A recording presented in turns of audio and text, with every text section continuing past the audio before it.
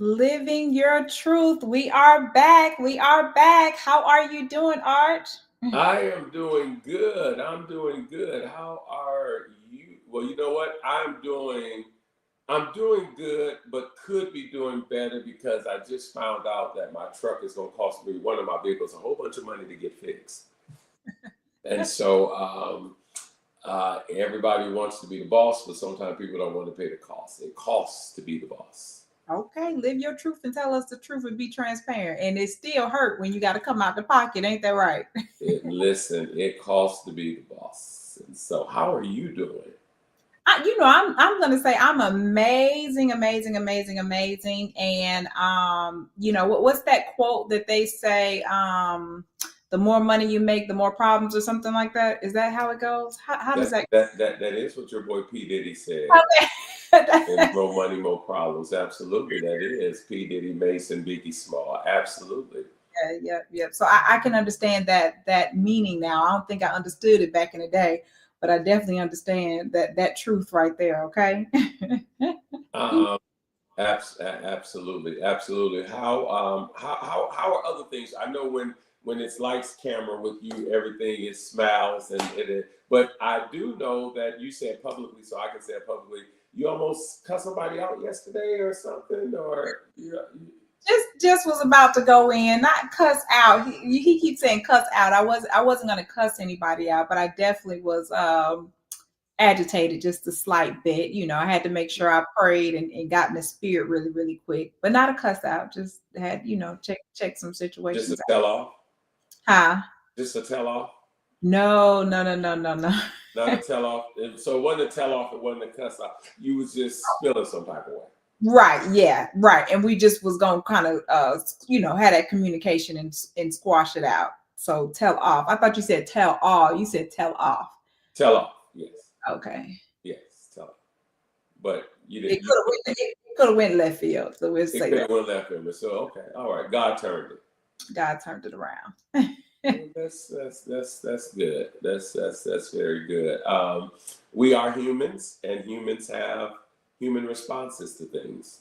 Yes, yes, And yes. so, that's good that you were able to catch it.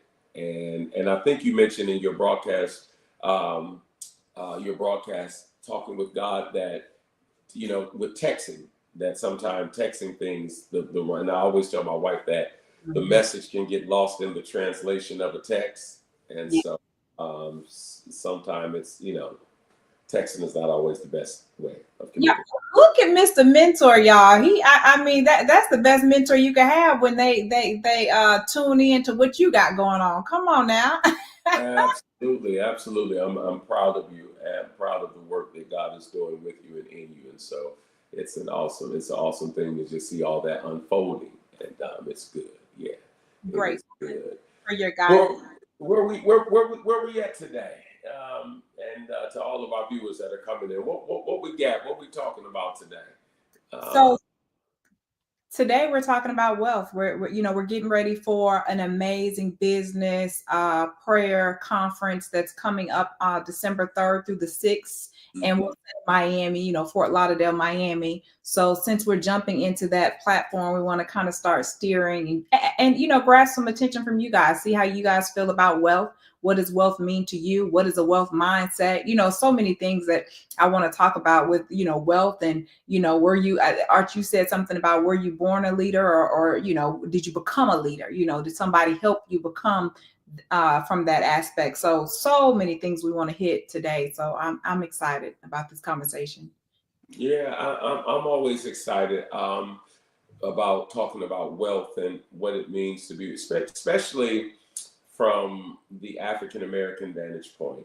Because again, and I think that of course wealth does not have a color to it, but I do believe that our people need to be educated about it. Although wealth doesn't have a color to it, our people definitely need to be educated about it, or re-educated, re-reminded, and continually speaking to them about how to become wealthy and what to do to maintain that wealth. So yeah. Right, right, right. So that's great. So we can go ahead and jump on in. Arch, how do you feel? I know you were talking about, throw you out there, but you've talked about it, you shared it in public about you know, going to jail, and you know, even in jail, it didn't stop you. You had already had, you know, your context, and mentally you knew what you were going to do, even if you were in there and not, and how you were going to execute. So can you kind of share with us, do you feel like, you know, you're born a leader, or do you feel like it was something that was taught to you? And you know, all of us don't have a mentor through our process. I know you said you had one, but what age did you finally have one? You know, did it start young? Did you finally get it at your adult age? How does that look to you? Well, I've always had great mentors in my life. I was blessed to be around great, strong men, and men that were the representation of what I believe a man is to be: one that provides for his family, one that gives direction, one that covers and leads. And so, being around that, I kind of always knew what to look for, what look toward, and what not to do, because knowing what not to do is just as important as knowing what to do. And then when you do what you're not to do and get yourself into pickles or into jams, you know how to pull yourself from up out of those places. And so, just because I'm inquisitive on today, and you threw the question at me first, it's supposed to be thrown at you first. You know, and we get to my whole jail experience, my whole the whole bologna sandwiches and noodles and all that kind of stuff. Because again, I don't mind telling it. But are you born a leader? I definitely feel like I was born a leader. You know, I definitely at a young age. You know, the funny thing is, as much as I talk now, my mom used to always say they didn't think I was going to be able to talk because I just would sit there and be quiet. But I felt like I was just observing the environment that I was in. There was a lot of things at the beginning that I didn't necessarily care for, and I just would watch and observe. But I finally got to an age where she told me, my brother's older than me, and she was like, I would help him do his homework, and I would kind of teach him and show him the ropes. And there was a lot of things he showed me the way, but I definitely feel like I was born a leader. I mean, from at an early age, I was taking out the trash, people's trash for 50 cents. You know, the old school. We don't see kids do that anymore, but I literally was knocking at people's doors saying, hey, I'll take your trash out for 50 cents. I don't think my mom knew I was doing that. And she did. She just knew I always had some change. I had a couple dollars in my pocket, but I literally would go and, you know, knock at people's door, take their trash out. I was, you know, when I get some change, I was selling candy, selling keychains, like, and I feel like that's where the journey started. You know, people say, well, when did you start your entrepreneurship? But I promise you, I couldn't have been no more than, I want to say maybe 7 or 8. I was young. I was really young. Where were you born at? I'm from Milwaukee, Wisconsin. Okay. All right. When we say born a leader, okay. So you were born in Milwaukee, Wisconsin, the Midwest. Yeah. Yes, okay. Definitely. Mm-hmm. All right. But I was raised in Atlanta. I was literally most of my childhood was definitely in Georgia, Marietta, Georgia. So that was most of my childhood. But I definitely think it was in me. It was definitely in me. Wow. You know, you have those. No, go ahead. I was going to say, you know, Chantel, they say where a person is raised at has a lot to do with the shaping of who they become. Either, you know, the culture or the environment that they're raised in has a lot to do. And I never forget a gentleman by the name of, Pastor Karsten had sat down with me. And one of the things he asked me, he says, tell me about your upbringing. Where were you raised at? Because if we can sometimes figure out where a person was raised at, sometimes that attributes to the success or who they are or who they became or why they act the way that they act. So, all right. So you were born in Milwaukee, Wisconsin, but you were raised in Marietta, Georgia. Yes. Yes. So is that considered the country? No, it just sounds country, Marietta. Yeah, I mean, Georgia compared to being up north is country. So I mean, okay. I don't think it's country. I think it's more fast paced than Macon, Georgia. I mean, I hate to throw Macon, Georgia under the bus, but you just threw Macon all the way. Just threw Macon all the way under the bus. Let me ask you this, because I'm always interested in, again, about the upbringing and the culture. Of course, I guess you have seen Atlanta change quite a bit then, right? Since you were raised there. Mm-hmm. Mm-hmm. Okay. So it's more fast paced now, more entrepreneurial. I definitely feel like it's fast paced. You know, even me coming from Atlanta to Florida, I can see the difference in how I move compared to someone in Florida. So I definitely feel like Atlanta is much more, but it's definitely more fast paced than here in Florida. So I can see, like, even being in Florida, everything I'm looking at, there's tons of opportunities that people in Florida don't really recognize off the eye, but there's so many opportunities that I can see, and I'm like, wow, y'all don't see this, and wow, y'all could be doing this, and you can have this kind of business, and there's limited people doing this. So there is just tons more. Wow, wow. God bless you, Apostle Felicia Cody, and others who are coming in. Some of the things that you're saying on today, and some of the things that we're discussing today, Chantel, is absolutely amazing, because let's play Google today. Let's play Google. Mm-hmm. Give me the definition to innate. Innate. Hold on Yeah. now. I Google definition. I know what it means when we say it, the innate desire, they have an innate ability, but what does Google have any other translations for that word? Inborn or natural, her innate capacity for Right. organization. What is innate? Being existing in, belonging to, or determined by factors present in an individual from birth. Wow. So, because I was thinking when you were talking, and can you develop leaders, or are leaders born? And right away I went to like CIA, Navy SEALs.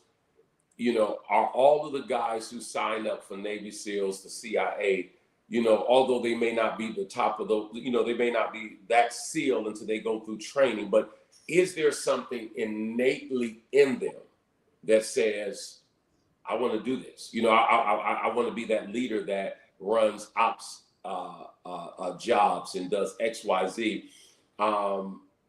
Myself, and just hearing your story, there is something innately in me that I won't say the part of Florida you reside in, because everybody's trying to shoot their shot with you, and your inboxes is filling up, and I don't want folks start coming to try to stalk you. But there is something that innately is in me that that I tell you all the time, that I have to live in New York or close to. Mm-hmm. I can't go where you live at when I come to Florida. I have to go to Miami, because there is something that is innately in me that I'm on the go. Mm-hmm. I'm not being busy and not productive. My wife and I, a couple of years ago, we were in Beverly Hills at Maestro's, whatever the name of the steak restaurant is, and we heard a table that was literally right next to us. This guy was trashing everybody kind of who was in Los Angeles, because he was like, why they sleep at 4:30 in the morning on the East Coast, we up making money and we doing X, Y, Z. Ain't nothing but a bunch of lazy people around. I love people watching the eavesdropping. So I'm eavesdropping on the car. I'm loving this. I want to be like, hey, I'm from New York. Yes. But so, and I'm going to that question when you talk about, you always knew you were a businesswoman. Mm-hmm. Can you really, for the sake of conversation, can you really develop somebody else who, do you have it or do you not have it? As long as I've known me, I've always wanted to be around fast-paced things, because it keeps me on my toes. It keeps me on the go. It keeps me thinking. It keeps you irritated, because you working with me and you can ask me several different things, several different ways, several nice ways, and it's going to take me a little while to get back to you. But for sure, I'm going to definitely get back to you when things are down on the wire. So again, are we innately born leaders, or can you make leaders? Again, and that's why I use the Navy SEALs. Although those guys may not be at the top of their ranking at that moment, but is it something that's in them that signs up and says, I want to be a Navy SEAL. I'm built for this pressure, this pain, to go through this, I definitely feel like you can build people up to a certain degree. Definitely feel like they can be built. I just feel like you're always going to see that natural take. Hi, Christina. You're going to see that natural take. And I feel like the people that are born with it, they do it with a little more ease.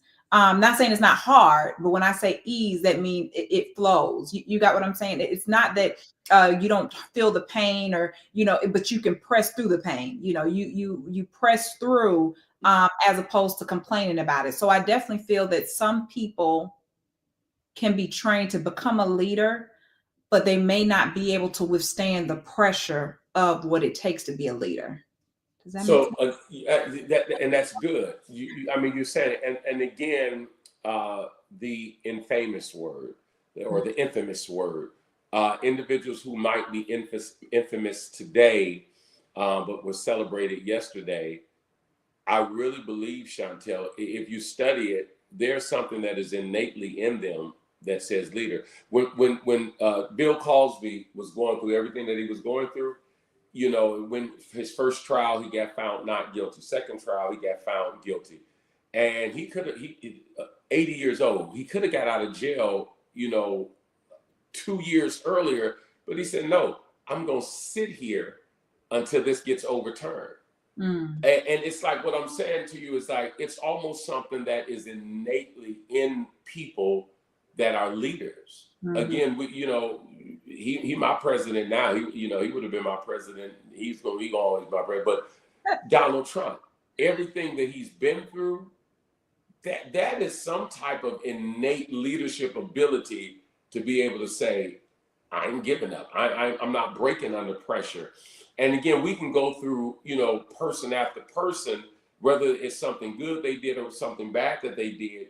Usually leaders have just this innate ability to endure pressure, pain, setback, to endure all of the, and I think that that's what really kind of makes the difference. You just said a leader can be developed, but if I'm hearing you correctly, you're saying there is a difference from one that is born and one that is developed. Definitely. But let me tell you something. I feel like not just a leader, with some people are born with different gifts and talents. So I have a support team, and my support team are born with certain talents that I wouldn't even be able to withstand. You know, when you have an admin or assistant that can really support you in the way that you need support. So everybody is born with something different. And a lot of people look, oh, I want to be a leader. I want to be a leader. And sometimes they're not able to handle the capacity of a leader. But I want them to know that it doesn't mean that your support, you playing the back role, that it's a lesser responsibility or it's lesser duty, because a lot of us couldn't be leaders if we didn't have a support team. You know what I'm saying? So some people look at the support team as, oh, they're playing they're playing the background. But think about how important the people that are writing the songs are. You know, think about the people that are writing the scripts. Like, as leaders, we wouldn't even be able to do what we do if you didn't have that support team. So I just want people to understand that there's certain talents and certain things that you are born with. It doesn't mean, oh, because I'm a leader, that I'm better than the next person. So even though when I say, yeah, I'm born with this talent, think about, I don't know about you, but there's times as a leader that I wanted to shrink back. There was times that I hid who I was. And for some reason, people would just know, you know, like I'd be like, okay, this time I'm going to sit here and I'm going to be quiet. I'm not even going to open my mouth. I'm not going to tell them what I do. I'm not going to tell them my business. I mean, and for some reason, they would automatically pick me as, okay, lead the group. Okay, I did kickball, and they literally called me chief and made me lead the group. So, and I was quiet. Like, I'm not going to say anything. So what I'm doing is going back and forth and saying, yes, I was born that way, and people can see it. I don't care how quiet you are. People will be able to see that leadership. I'm talking about, I literally tried to hide that leadership and they automatically picked up on it. So it has to be something within us that we don't even see or we know. But then I can look at somebody that's very supportive and you know, caretakers that have it's already embedded in them. Innate embedded in them to be a caretaker, to take care of someone, to slow their schedule down, to put someone before their own needs, you know. So I just feel like we're born with certain traits and certain talents that get us through life, that get us through the journey. Absolutely. Well, again, that speaks to something that we say in church and in ministry, that people, of course, stay in their lane and know their place, but be a good number one at being number two. Be a good number one at being number two. Everybody's not the leader to lead out in the forefront. Some leaders, one of my favorite movies, The Devil Wears Prada. You know, the pressure that was on her assistants, both of those two young ladies, the pressures of, you know, they were leaders. You can't deny it. Though she was out in the forefront, though she had the eye to see style, but it was them that were making appointments, picking up her children, getting the whole Harry Potter's manuscript, that whole, those young ladies, those two admins, the support staff, as you say, they were just as important as she was, because she could not have done her job without them doing their job. But they knew their place. They were a good number one at being number two. And I think that's how we should look at things in leadership abilities and developing leaders. And that's, I was just going to chime in on that. And so now I've learned how to train people as leaders in their life, as leaders in their position, as leaders in what they do, train them on how to lead in the light that they're in, so that their light shines great, because they're playing their role. Because at first I would try to create everyone to be a leader. I wanted everybody to lead. I wanted everybody to move the way I move. And it's just like, they couldn't keep up. Not saying I'm, the best, but they couldn't keep up with what I was doing, because that wasn't where they were supposed to be anyway. So now I've learned to train people in the lane that they're supposed to be in, which they love to do, and they shine. There are, as we talk about the number one, the number ones at being a good number two, something that has always interested me in leadership development and leadership, training. I really don't like to say training, because I've already, I always say you train animals, you develop people. So there's a great difference. But you also have to know, in being a leader, are you a king or a king maker? And then you have to also understand, sometimes in leadership, you may vacillate between the two. One of the things that I love about Elon Musk is that what some individuals did not know or did not see, or we're not paying attention. Elon Musk is a king maker.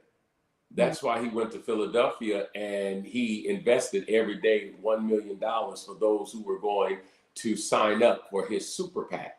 So he had an agenda that, I don't want to be a president, but I want to help make the guy who I know to be a president, that I can have the favors and the contracts that I need. And so in everything that we do, when I started Echobo, the organization, I wasn't trying to be the prelate or the metropolitan. I was trying to give it to somebody else. But in that instance, it was ordained by God that I would lead it.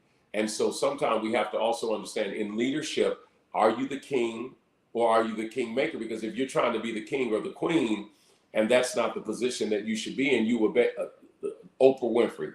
Some of the sisters love Oprah Winfrey. She's a queen. She's a queen. But she's a queen and king maker.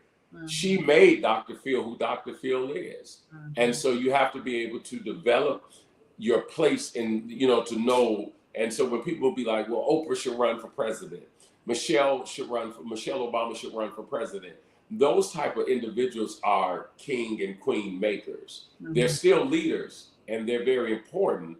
But again, they are the people. Nancy Pelosi, she's another one. She's a king and queen maker. She was the one who went to President Joe Biden and tugged him on his coattail and said, "It's time to give it up, Joe." Those people are just, and hear me, those people are just as powerful as the ones that are in the forefront. Because again, she wasn't the president, but she went and had the conversation with him on record, proven now, hey, it's time for you to give this thing up. We're gonna lose if you don't give it up. She is what we would call a queen maker. Right. And so I think you have to be able to develop and distinguish those two as well in leadership. Oh, definitely. But I think most leaders are normally wanting to be a king or queen maker. Most leaders want to rise people up, like, unless they're just, all about them and selfish. Most people want to rise the people up around them. I definitely think that's the ultimate goal. People think of leaders like they're pushing and they're in the front, but a lot of times their ultimate goal is selfless. Their ultimate goal is humility. Their ultimate goal is to bless and benefit other people. A lot of times we talk about the blessing, but a lot of times we're asking for the blessing to be able to bless other people, so that we can have, the item in our hand, so that we can help other people move and thrive and, get to their ultimate goal. You said most. Now, I will warn you, and I can't wait till we get to my Fort Lauderdale, to the panel and any and everything else. But blinded ambition, Chantel, can be something. Mm-hmm. Mm-hmm. Ambition that is not disciplined can cause you to be blinded. Mm-hmm. I've seen it all my life in church. I've seen it. Come on, we've seen it in corporate America. You say most leaders.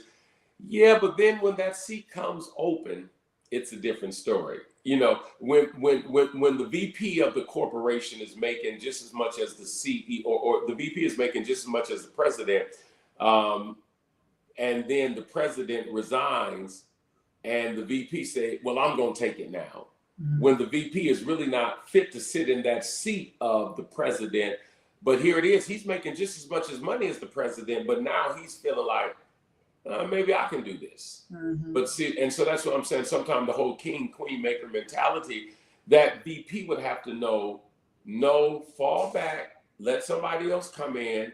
Your salary is where your salary is going to be. You're still going to have all the influence you're going to have. But again, blinded ambitions can cause people to move into seats that they have no business moving into, and destroy companies and destroy ministries and destroy churches.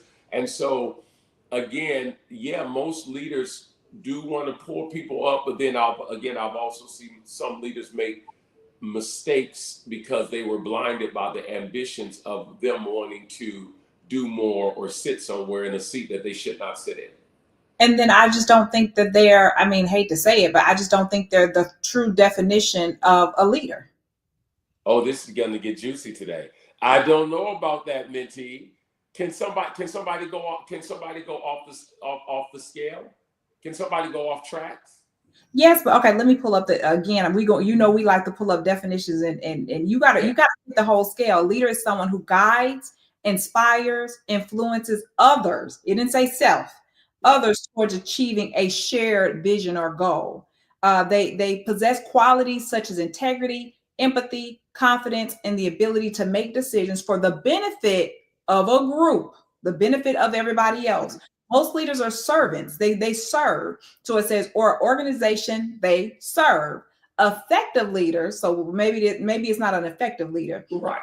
Fosters collaboration, communicates clearly, leads by example. Again, motivating, not self, motivating others to grow and contribute. Leadership is not only a part of authority or position, but also about serving, empowering, and bringing out the best in others, often aligning their personal purpose with a great collective purpose. So leadership is not about self.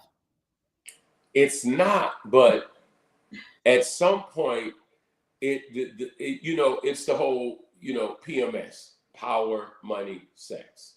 That whole analogy that we learn in leadership about protecting yourself and guardrails and guarding yourself. And at some point, I can't say that every person that made a mistake or a bad thing was not a leader, but maybe they didn't have guardrails. Because again, how many corporate individuals, like, okay, the word you keep using, selfless, which is true, but how many guys started off at the bottom, worked their way to the top, and then seeing that they can access multi, they can put their hands in the cookie jar.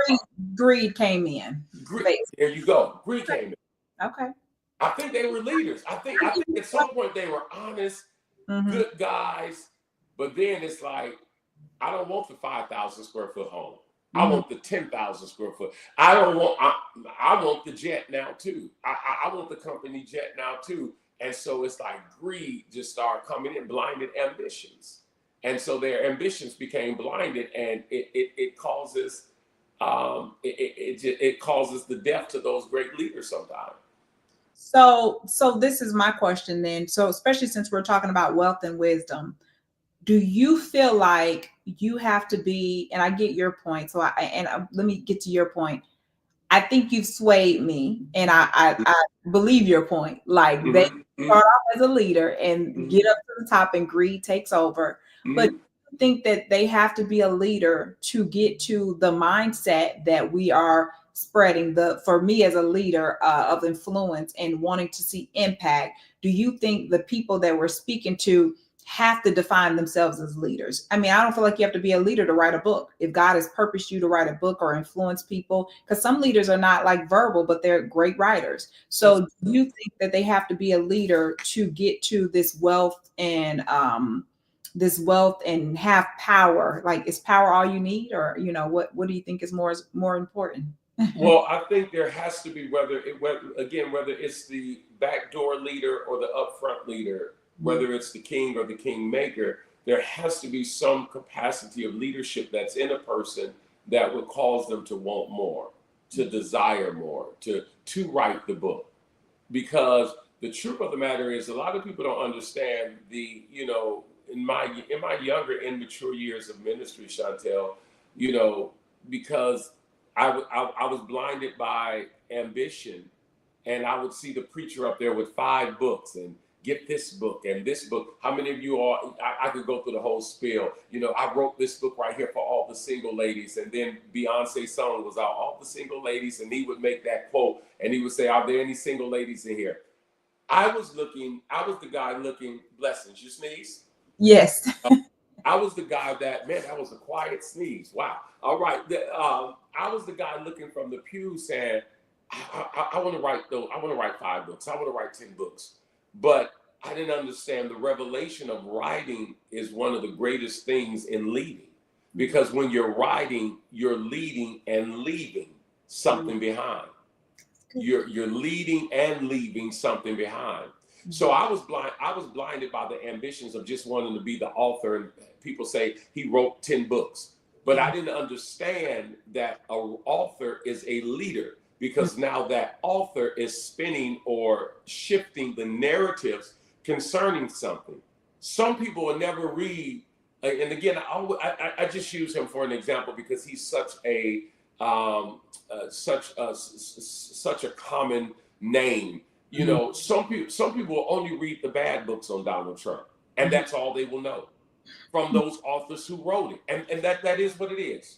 Mm-hmm. But those authors had a responsibility to tell the truth. Mm-hmm. And now, whether they did or they didn't. And so again, the power and the magnitude of writing a book, you have to be a leader to do that. Okay. Because again, your writing is shifting the narratives and it is changing the story. It is giving encouragement. It should be giving encouragement. It is giving insight. Whether it's your biography or whether it's a memoir, it's giving something to someone else. I share this with I have an extensive library. I can't think of his name right now, Chantel. I picked up his book, and next podcast, remind me to get it because I want to show it to you. Chantel, I picked up his book. I almost started to cry the other day. It's the tennis player. He was the African-American tennis player who died from AIDS in the 90s. He had got a blood transfusion. And I bought his book some time ago. I started reading it. I think his name is Author something. I started reading it. And Chantel, at the back of the book, about 10 pages was dedicated to his daughter. And it started by saying, I probably won't be here with you when you read this, but this is my letter to you and my instructions. Mm-hmm. So there again, the power of that, that he was able to write beyond the grave. And he told his daughter the type of man to date. He told his daughter, you will grow up in comfort because of the lifestyle of him being a famous tennis player. He says, you will grow up in comfort and you will have wealth that many did not have. But this is how I want you to treat the wealth that you have. Mm. That thing blessed my life. That's what an author will do. An author will, but there it is. Danielle, the author Ash. I told you his name was author something, author Ash. That thing blessed my life to know that long after he was gone, and look at this, Chantel, long after he's gone, I just see the letter that he wrote to his daughter and the power and the impact of it. It just touched my heart. And so an author is definitely a leader, to answer your question. Yes, absolutely. That's great. That's great. I love that. And I love the importance and how you even I can't talk today. Signify the meaning of the legacy and what he left behind and how he was able to speak into his daughter's life. Beyond the grave. beyond the grave. I think that's amazing. So, and that's what I want to inspire all to do, is they don't just have to sit in the seat of entrepreneurship, or they don't just have to sit in the Yep. seat of being, in the prime light, that they can lead from right where they are, and the wealth comes with whatever you're walking in your purpose, and how to set your mindset, how to shift your mindset to believing I may not have the mentor right in front of me. I may not be connected to the mentor, but a lot of my mentors started from a distance away. A lot of my mentors started as one of my mentors that helped me shift was my friend's mom. My friend's Mm. was very prominent in her business, and and that was the first person that showed me, like, wow, I could do this, wow, I could do that. So whoever you relate to, and I feel like, look at, make sure your mentorship is so important, Art. I mean, I have to stress this because mentorship is so, so, so important. Even the ones that you can't call on the phone or touch, you can still see, you can look at their life and say, okay, I can look at your life and say, okay, I don't mind living in that life, I don't mind doing that. And so as you do that, that'll help give them direction in the way that they want to go. So mentorship, you don't have to have a personal relationship with them, but you can model someone from a distance. You can model someone from far away. You can model your friend. Like I said, the young girl that I modeled, we went to school together and we were very, very close. But her mom, they were actually, I think I spoke about this before, they were Black and Asian, and her mom owned a wholesale export and import. And so at a young age, she had her own home. But literally, I promise you, I was maybe 23. And I remember I roommated with her in her own home, and she told me how they, the family puts in money, and they put in money. And so that's how she was able to get her first home. But it showed me that and so I gave myself 1 year. And a year later, I literally went and purchased my own home when I didn't even think that was possible, until I shifted my environment, till I got around her. Because at first I was like, hey, I got my own apartment, I'm doing better than some of my other friends. So I thought I was doing something, but I was only circled around a certain level of people. So in my perspective for that moment, I felt like, hey, I'm doing good, I'm doing great, until I shifted another environment and I used her mother as inspiration. And I'm like, if she can have this multi-million dollar business, then I can too. If she can. And it wasn't a negative competition. It was like, wow, if you can do it, I can. So literally at 24, I was able to purchase my own home as a single mother. But because I seen someone else, I then knew that I can achieve that, because I seen someone else doing that. I'm like, oh, wow, I could do that as well. Well, I think we said it. I said it months ago. It ain't nothing wrong with copying the cat unless it's the right cat, as long as it's the right cat. All And right. so, absolutely. And I will say to everyone that is on today, yeah, you can actually absolutely glean from people who you don't know. Mhm. You can absolutely glean from the field of what they're doing and to try to get as much as information. And you might not meet those individuals, but again, try to get as much as information as you possibly can to be able to help shape your disciplines, to Mhm. be able to help shape what it is that you're going to do and how you're going to do it and how you're going to be able to accomplish it. And so you're absolutely correct. Thank you, Lee. You're an amazing mentee. I have some amazing mentees, and she has it in her. I just push her to the level that I know that she can do. And sometimes she get frustrated with me, but I'm like, I'm telling you something I know. Same thing you do to me. But I want people to understand too about a mentor. This is so, so important. Is I'm never trying to do exactly what they're doing. I'm doing it in my own way, in my own lane. That's And right. some people will begin to envy their mentors, especially when you get in close contact with them. Hmm. Some people will try to be in competition with their mentors. Some people will try to get ahead of their mentors. And I'm going to tell you, that's the worst thing that anybody can ever do. The thing of your mentor is to empower you and strengthen you and encourage you and to motivate you, but it's never to become them, and it's never to try to say I'm going to do better than them, because you have to realize your mentor has been doing this for a long time. And so your goal is to, okay, I've seen what they're doing, now I want to emulate that in my own way, and I always stay in my own lane, and so that's a stepping stone that I had to learn young. I had a mentor, and he was an investor. He had a lot of things going for himself, and I remember looking, and I'm like, well, I'm doing all this work, and I'm like, wait a minute, and I had to think about it, like, well, everything that he's doing, he deserves it. If he's just a silent partner, he's just doing this, he's been doing it for a long time. So don't look at his strength. I had to look at my strength. And as soon as I looked at my strength, I soared. But it was in my lane. It wasn't in his lane. It wasn't trying to do what he was doing. I soared in my lane in the way that I was supposed to. So I just want to make sure I encourage people that please don't look at your mentors. I need to get ahead of them. They've been doing it for a long time, but have experience. And that's why you've called them as your mentor. That's why you chose to walk beside them as your mentor and to learn from them. And most mentors want someone that can pour back into them. And I'm sorry, I'm speaking for you, Arch, but I'm speaking for myself as well. But most mentors, you have to realize you can't just jump in and say, hey, mentor me. And you just want them to pour because the thing about mentorship is if I feel like you're slowing me down or you're draining me, I don't have the time for that. I want someone that can be a part and be an asset to what I'm building.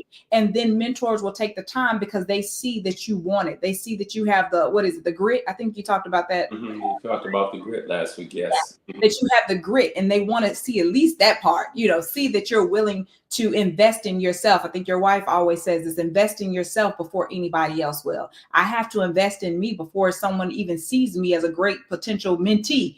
So I want to tell everybody, just, invest in you, and along the way, God will connect you with the right people, especially for mentorship.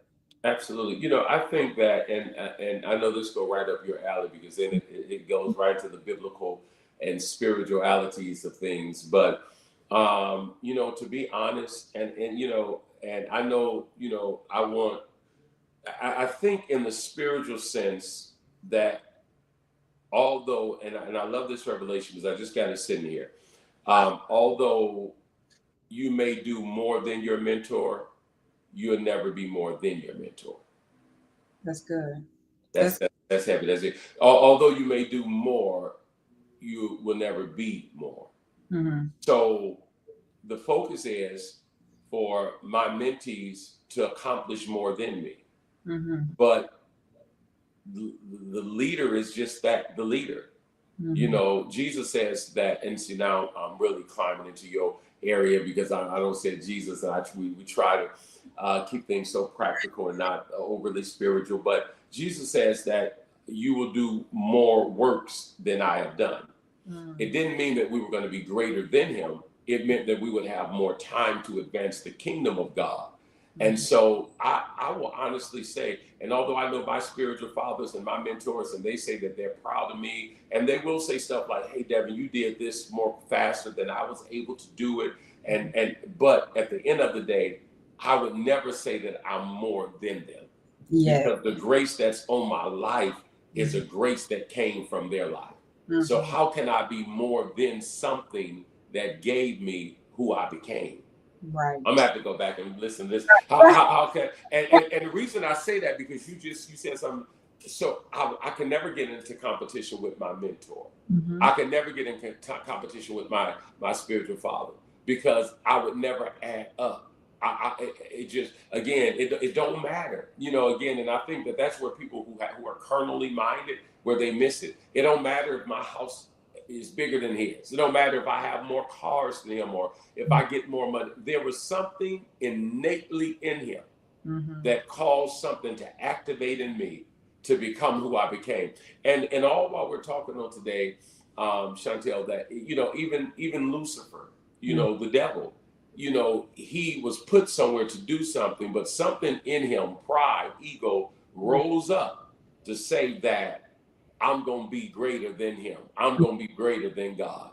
Mm-hmm. So as you're talking about mentorship and again, although I want all of my mentees to do more than me, my spiritual sons do more than me, but at the end of the day, they will never be more than me. Because first of all, God created me to be who I am, and God created them, as you alluded to earlier, to be who they are. Mm-hmm. And so though it's the same grace, it's a different grace. Mm-hmm. But at the end of the day, the grace that was the grace that's on my life was a grace that helped activate something in their life. Mm-hmm. And so when you talked about that jealousy thing, because I've seen it happen before, I've seen great relationships spoil because the mentee tried to outdo the mentor.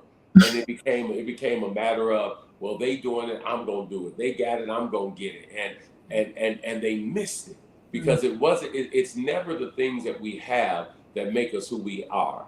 It's what we have on the inside that calls us forth for those things that are on the outside. So, yeah, that's my 2 cents to add to that mentor conversation. That was it. That was it right there. And so I want to know about, because you just led me into it and you said it wasn't what I had, but it's what's on the inside of me. Because a lot of times we get into that place of, I want wealth for materialistic reasons. Do you feel like you're motivated? And how do you feel like we should motivate people? From what standpoint? Is it, how does that work for you? Yeah, I'm so glad we're doing this, and make sure we chop it and edit and put it on YouTube. First of all, God didn't allow me to become wealthy, to become rich. Because there's a difference between rich and being wealthy. Rich, you're still working. When you become wealthy, your money is working for you. God didn't allow me to become rich until I understood why I needed to be rich. I think a lot of people, and again, me being young in ministry, Chantel, and it's one of my greatest honest and transparent moments. When I seen my pastor or my bishop with certain things, and I was like, I want that. I know. And if you cannot answer the question why you want something and why you need something, you don't need to have it. And again, we're talking about reality, and that's why I love this podcast. I love what KGM is doing, and I love the ministry because it is a ministry. The false realities of rappers and basketball players, and again, we love Google. If I had you research it and run the statistics, that's a small number of people who going to become basketball players and who's going to become football players and who's going to be rappers. It ain't good enough for you to say, I need bling bling because Rick Ross got it. Or I need it because XYZ got it. I heard Tyrese say something on the Breakfast Club that I was rolling. He was like, y'all didn't even know I started wearing fake earrings. He said, you seen that? He said, I started wearing fake. He said, but y'all didn't even know that. Again, but even in that, somebody who don't understand wealth or riches will say, oh, Tyrese got a 3 carat in his ear. Let me go get it. Why do you need a 3 carat in your ear? So I think about when we start having these powerful conversations about wealth and riches, people have to be able to understand why money is always a tool. It is a tool that provides defense and comfort or defense. Simply put, it's a tool that will, the Bible says money is a defense. So money will defend you, or it will secure or protect you from some things. And then it will provide levels of comfort. But becoming rich should never be about getting things, because that'll bankrupt you right there. That'll have you trying to live like the Joneses. That'll have you trying to do things that is not in your tax bracket. And so I think when we start talking about wealth and riches, I think one of the greatest things that we need to educate our people about is, why do you want this? And what is the reason that you want it for? Why is it? What is the reason that you want it for? What is it? And I get it. There's some flex in all of us. There's a little bit of flex in all of us. I get it. It is a time there. But at the end of the day, you shouldn't have more flex than you have more purpose. Come on. Because if everything is about flexing, you're gonna flex yourself into bankruptcy. You're gonna flex yourself into being broke. Right. And so I want to add to, I love what you said, because I actually wrote that in one of my first book about the difference between rich and wealthy. And so the difference between being rich is, a rich man can make $1 million and $1 million go out the door. So they're just as broke, because they're like you said, they have the materialistic. As their income increase, their expenses increase, and they trying to keep up with the Joneses, and they just is heartbroken and frustrated. But wealthy, and everybody's wealthy is a different definition.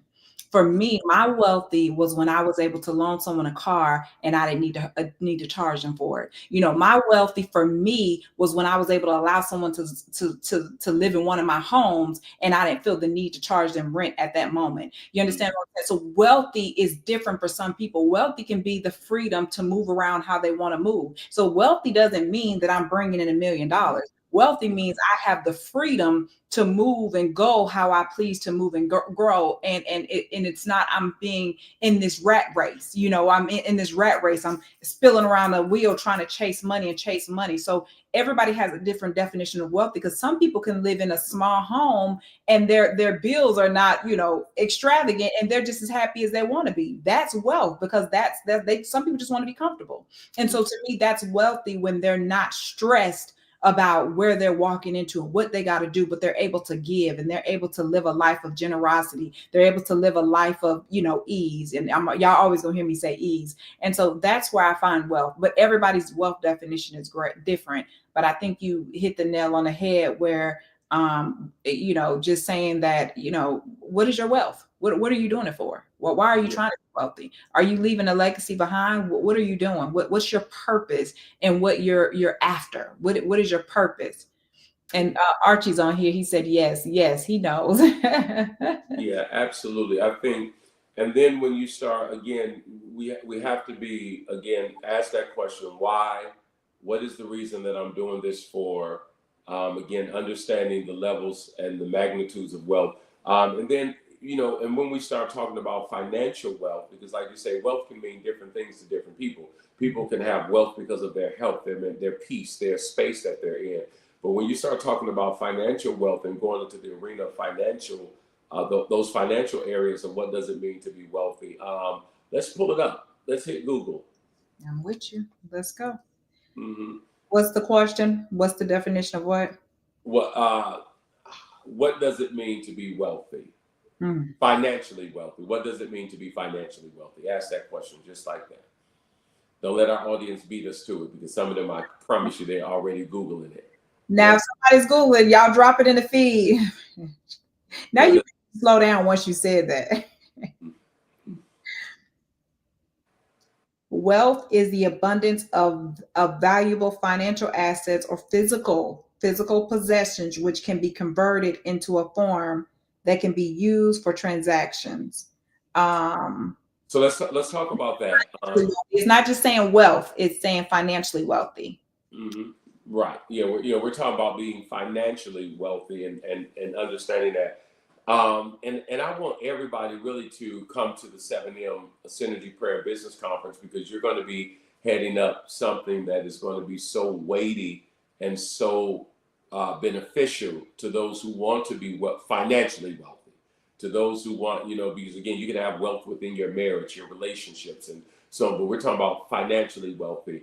Because that's something that we were talking about with this episode: materialism, generosity, savings for the future.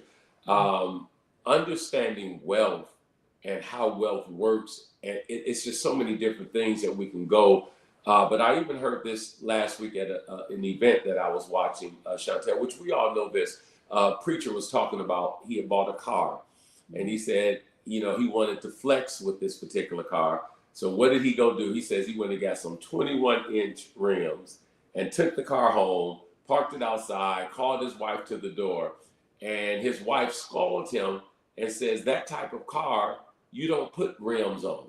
And we understood why, because again, that depreciates. Mm-hmm. And so when we start talking about financial wealth and being financially set, you have to understand things that depreciate. Mm-hmm. You know, 9 times out of 10, clothes depreciate. They're going to depreciate. And so when we talk about flex, making sure that you're more purposeful than being flexing, I think that those are things that need to be discussed, talked about. Individuals need to understand what it means to be wealthy, what it means to be rich. The first thing that the team has down is wealth and wisdom, materialism.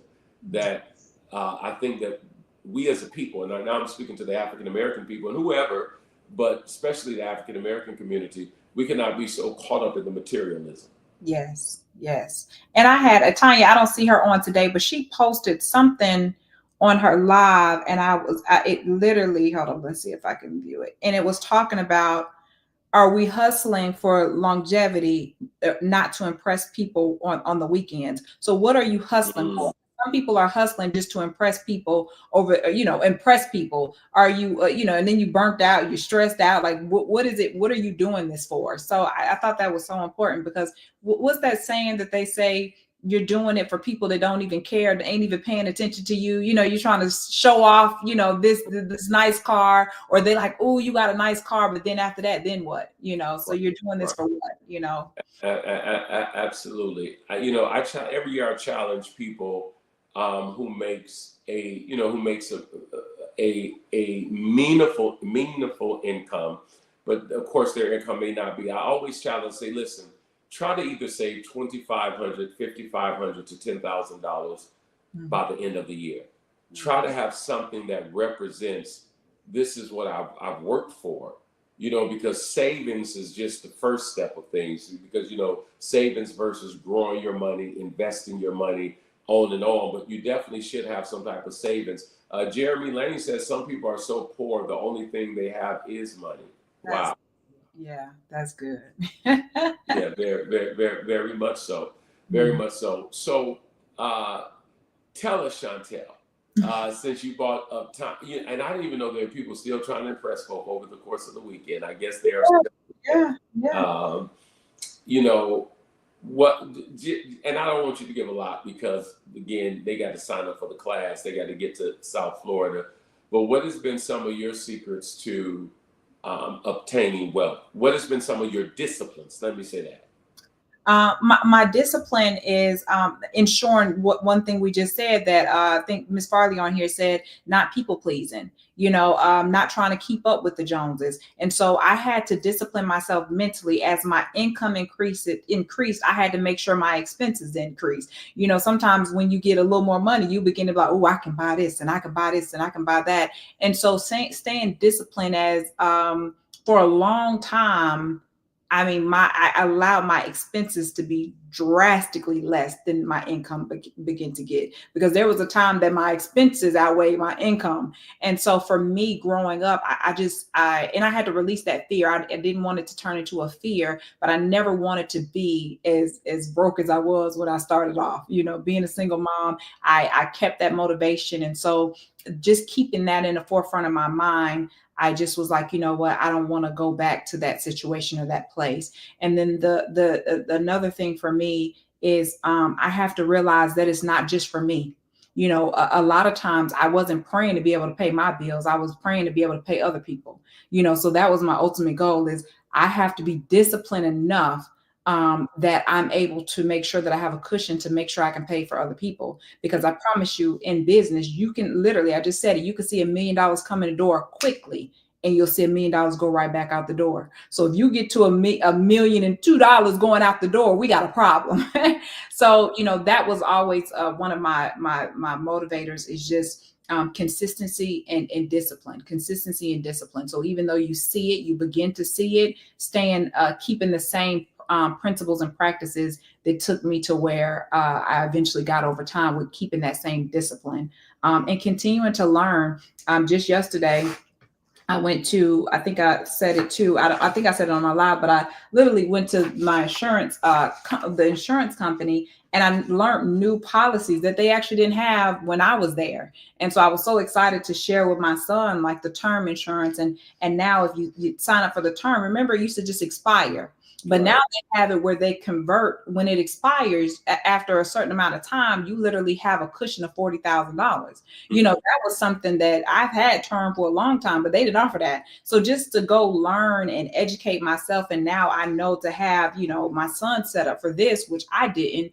And just imagine in 20 years, just easy money that he didn't do anything for. But just have an insurance policy, he'll receive $40,000. So this is something that I have to educate everybody on. I've already educated people on having insurance, but just to see the turnaround of the insurance is just like, okay, wow. So, just continue to educate ourselves is definitely our motivation, and not trying to keep up with people. Like you said, why? What is your why? Why are you doing this? And sometimes I got to check myself. You about to buy this, but why? You know, you're trying to get this, but what's the meaning? And so converting, making sure you have powerful assets. You know, you just said that about not purchasing the shoes and all this type of designer stuff. And I mean, it's okay to splurge every once in every blue moon. I'm not saying don't, but just make sure that's coming from a surplus place and not just okay, I'm sacrificing this to get this. So make sure you've already saved, you've already made your tithes and your offers and all that great stuff. You paid your bills, and then if you still have a surplus, then you can, buy something nice. Because I don't think God does not want us to be in a place that we can't ever do anything nice for ourselves. I don't believe that, but I definitely feel like ensure that you are grabbing assets first. If I hit hard times, I was able to sell some of my assets. Like quickly, I could sell and get something and make another investment move and move on. But it was because I had assets. Absolutely. Assets are very important. Absolutely. You are absolutely correct. And the older that I get and the more understanding of wealth and true wealth and what it means, the less the less I want to impress people, and the less I even care what people have to say. If you're not in my orbit, I definitely don't care what you got to say, because again, how are you helping the cause or the advancement of me being able to do what it is that I need to do? And I want to say publicly that flexing is good, but again, we have to be purposeful and don't allow the flex to overshadow the purpose.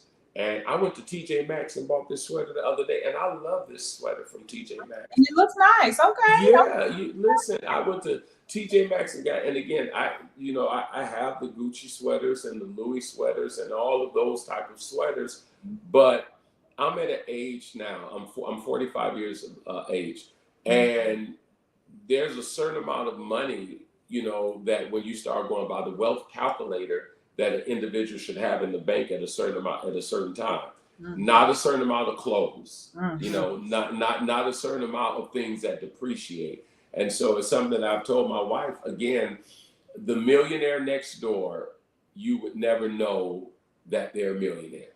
You would net two things. Either the only way you're gonna know is if you know. So now I do collect timepieces. I can't call them watches. I do collect timepieces, valuable, very timepieces. And so the only way that you know that whatever type of watch that I'm wearing is that type of watch, if you're just in that know. But usually the average millionaire, wealthy person, you won't know what they got on. It's gonna look bland. It's gonna look regular. They're not wearing Gucci and Louis Vuitton sweaters. They're not wearing all of that. All of that is invested in savings, investment accounts, Roths accounts, and on and on and on. And I think that is one of the reasons why God connected us, that even the wealth of the wicked that is laid up for the just, that we will begin to give them systematic systems of operation on how to get to your wealthy place. Yes, definitely, definitely. And there is a system. And just to, before we shift off or get ready to purge off the system, and what I had to learn is if I continue to redo the system, it'll work again. So even when I moved and shifted to Florida to a whole different destination, I had to remember that the system that I did tons and tons of time over in Georgia was the same system that I could role play here. And so that was key: the building, the patience, the little by little, by taking my time. That same system that worked in Georgia was the same system that worked here. And at first I was a little like, I don't know, Lord, you're gonna sit me over here. I don't know what I'm doing. But you continue to create the system, because I want you guys to understand that even a wealthy person or a person that's financially savvy still goes through those moments where you like, okay, wait a minute, the income ain't incoming like it's supposed to. And so you have to know how to pivot in any season. And so I've had to learn that over time, to be able to pivot and be able to trust God and say, hey, this ain't working this way. So I have to pivot and kind of turn the ropes to do something different. So I think pivoting and knowing how to pivot is very, very powerful. in your walk, in your climb up the ladder, is knowing how to conquer in any season of what's going on, how to be still and trust, and how to maneuver and listen to God as He gives you new strategy as well, new strategy, and know when to use the new strategy. So those have Absolutely. just been some of the things that have worked for me. Absolutely. Well, I look forward to continue the conversation. I know that is our time, and we didn't even get a chance to get to generosity or savings for the future, but many more broadcasts to come.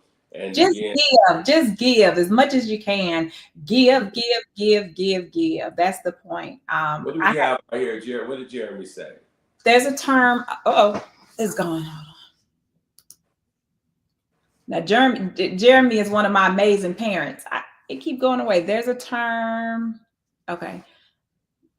There's a term out there called prevalence induced concept change. Essentially, it means more money, more problems. Yep, I said that earlier in the thing. The moment we're able to solve a problem, our perception of the problem turns into something else. It's a quirk in human brain because we cannot go too long without having a problem to solve. Right. Once we are aware of this, we're able to check ourselves to prevent from living outside of our means. That was a great statement. I got to sit with that. That's good. He expanded on what I was saying about more money, more problems, and us having the problem solve. I love that. That's great. Yes, yes, yes, yes. And just give. I think I was saying on give. My first mentor, I would always watch the way he gave, and I would ask like, why do you give so much? And he was like, I give, and it just continues to pour back into me. So I just got to give. So we know it's in the word too, but that was just coming from a regular standpoint. Give and it be given unto you, pressed down, running over, shaking together. But this was from somebody that was not as spiritual or Christian bound, but the concept was the concept. The concept was the same, and it worked. The system is the system. Yeah, the system is the system. So the terms work however you look at it. But I promise you, he was definitely a giver, and every time it would just pour back into him. So, yeah. Wow. Yep. Well, thank you. Grateful for this wealth of information, Daniela says, and others are saying thank you. And Archie says thanks for all. And so I think the assignment has been accomplished on today. And we will be back next week, same time, same place, same bat channel. All right, you guys, have a great Tuesday, a Wealth Tuesday. Thank you, Daniela.